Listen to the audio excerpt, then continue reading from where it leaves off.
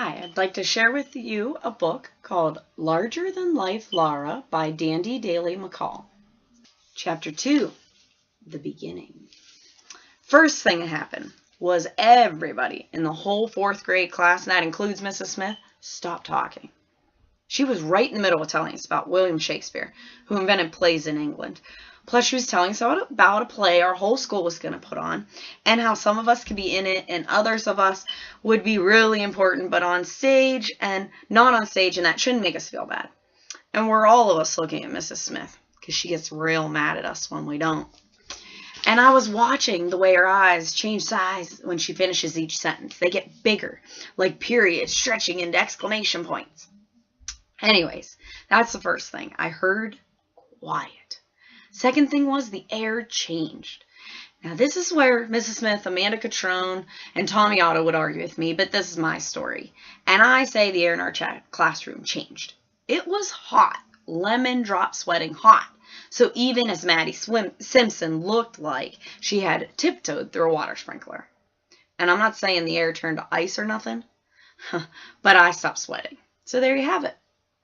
There must have been footsteps too, because nobody, especially a kid who looked as big as this one, big as a sofa, could just sneak into a room without him. But I didn't hear any footsteps. And my daddy says I could hear a cat whisper.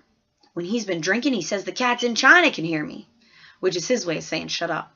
And he has other ways of saying shut up, but you can't write him into a story. Now, Mrs. Smith would call this part a digression.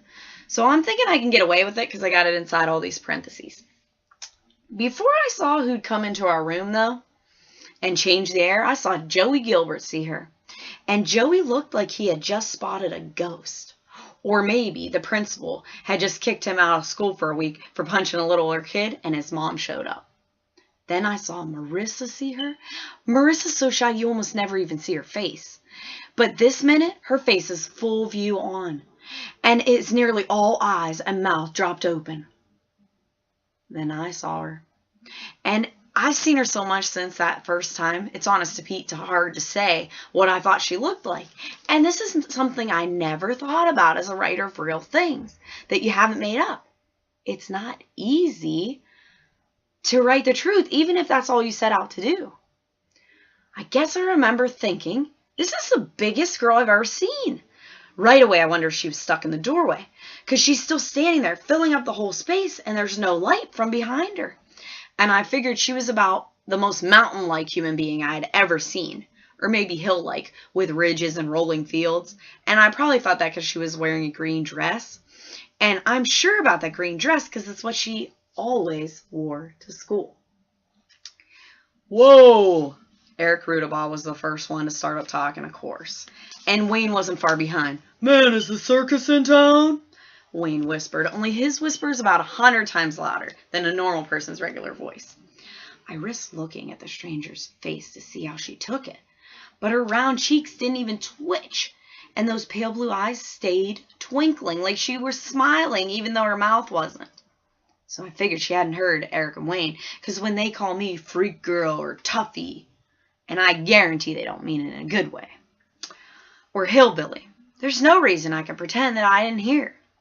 Can I help you? Mrs. Smith said, clearing her throat, like being hoarse was the reason she didn't say something before Eric and Wayne got to. I'm Lara. The girl's mouth joined her eyes in that smile, and she glanced around the room like she was handing each one of us a little piece of her smile. I looked down at my fingernails when I could tell that she was getting to my row. Dirt was packed on her nails that weren't bent down on the finger, so I tried picking the dirt out. I don't go around dirty. Really, I don't. But nails and ears, those are the parts you just kind of forget about. At least I do. There's this picture of my mama at the bottom drawer in my daddy's dresser. It's underneath magazines that he doesn't want my brothers to look at. It doesn't take one look at that picture to know my mama never, ever forgot to clean under her fingernails. Anyway, I'm sorry, Mrs. Smith said. Lara? Lara, the girl said, not like she was mad. Lara.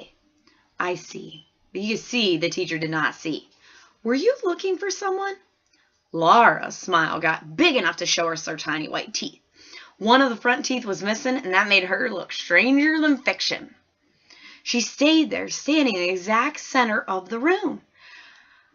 Anyway, sometimes Mrs. Smith makes us do these exercises describing characters when we write stories in class. Characterization, she calls it. It looks like this. Blank is the kind of person who. Blank is the kind of person who.